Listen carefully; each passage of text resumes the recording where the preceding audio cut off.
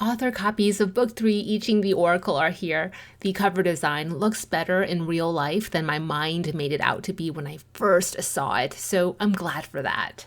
My initial apprehension was around how bold the design point of view was. It feels very extroverted, and so you might be able to intuit how there could be initial dissonance between this type of bold, eye-catchy art and my own personal vibes.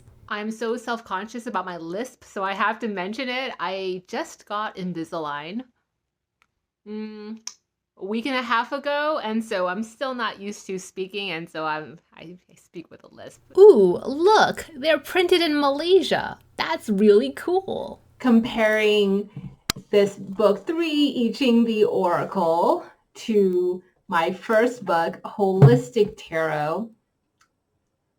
That'll give you a sense of the size for I Ching the Oracle. Oh, interesting. 8 years ago, 2015, Holistic Tarot was printed in the United States. Also printed in the United States. I look like a hot mess because I am a hot mess right now. I'm really tired. It has been a long day, but I'm very excited because my book came after that very, very long day. The book layout designer did the thing that I asked them to do, which is to color the edges of the pages that contain the actual I Ching translations. So the actual I Ching is where you see the gray. That's it. That's the translations. Everything else is commentary, discussion, history, historical, and cultural context. I really should have made myself more presentable before starting this video. The middle child, Tao of Craft, sure looks slim compared to its siblings, Holistic Tarot and I Ching the Oracle. Isn't that a slim book, that middle one, compared to the first and the third? Oh my gosh, this is a really good arm workout. Oh, I had dedicated my first book, Holistic Tarot, to James, the hubby, and then the Tao of Craft I dedicated to mom and dad. And then let's read the dedication page in I Ching the Oracle. In honor of my family, near and far, and to every descendant of the dragon, be that in body or soul.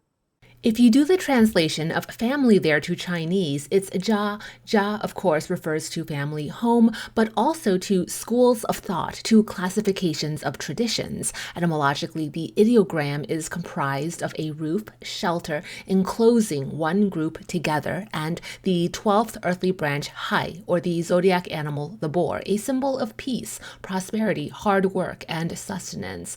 Family near and far, both living and in spirit, an homage to my ancestors and to ancestry, to every descendant of the dragon, whether it's in your physical DNA or your soul DNA.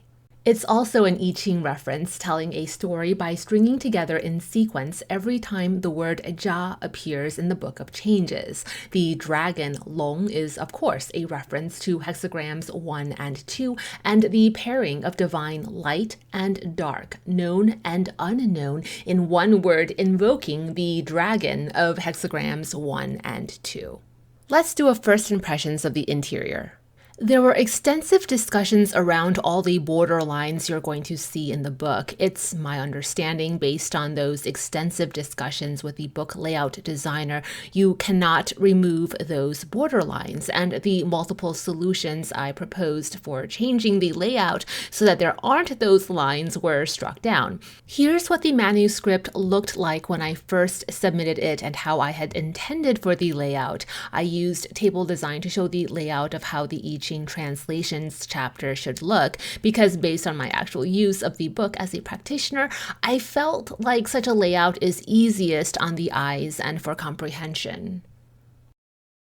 I've been instructed that with the table border lines, the page layout looks better, and this is the industry standard. It's my understanding that a book designer cannot remove those lines, that design-wise it is impossible. So here we are. I defer to the experts, and I trust that their eye for visuals is better than mine. I have been assured by multiple parties at the publishing house and by layout designers that having those table lines there looks fine, and it is just my own crazy eyes that thinks they don't look fine. So I hope you will agree and you will like the table lines.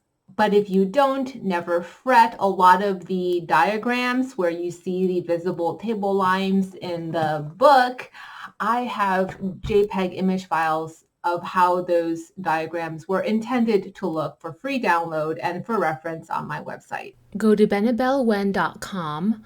Click on the tab I Ching the Oracle in the menu bar. It'll show a drop-down menu. Click on Reference Tables and Diagrams, and there you'll find the image files and also PDFs of many tables and diagrams from the printed book. These image files show how I had originally intended the tables and diagrams from the printed book to look. And also, if you are going to approach I Ching the Oracle as a dedicated study, then these will be great to cut and paste into your study journal. The reason I really felt like I had to mention that is because many of you who buy my work know that I have a particular aesthetic and point of view, and I like things to look a certain way. And that aesthetic, see that lisp again? That aesthetic means a lot to me. I'm very much an aesthetic witch. So the fact that the table lines are visible, they just really, like, it's something I'm going to have to work through, shadow work. I'm going to do a lot of shadow work around the visible table lines.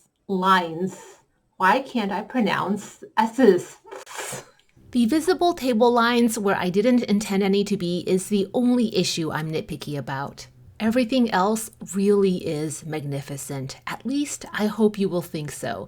This is a textbook, and I really, really love that the publisher opted to go with hardcover, so it even looks like a bona fide textbook.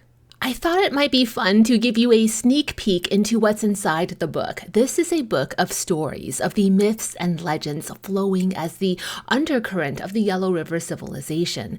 Words and passages in the Book of Changes make reference to history and mythology, and I've done my best to provide that context for you. References to animals, planets, and constellations mean something culturally, so I try to explain the layers of symbolism each word in the text holds. But this book is not just passive study. One of the most important components in this book are the practicum sections, everything from I Ching divination exercises to get you proficient with the system to historically documented ritual practices and classical methods in spiritual cultivation.